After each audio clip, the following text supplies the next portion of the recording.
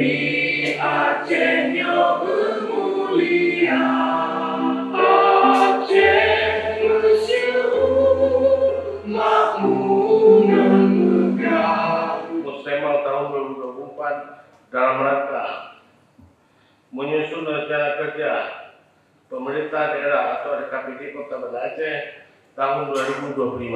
Kesempatan yang berbahagia ini perlu saya sampaikan bahwa tahun 2025 merupakan tahun ketiga penerapan rencana pembangunan daerah RKPD Kota Banda Aceh 2023-2026. Oleh karenanya penyusunan RKPD Kota Banda Aceh tahun 2025 diprioritaskan untuk tujuan dan sasaran pembangunan Kota Banda Aceh tahun 2025 yang telah ditetapkan dalam RPD Kota Banda Aceh tahun 2023-2026. Pelaksanaan musrenbang ini diharapkan menjadi media bagi penguatan komitmen seluruh perangkat daerah dan pemangku kepentingan dalam upaya menjaga konsistensi antara perencanaan, penganggaran, pelaksanaan sekaligus pengawasan.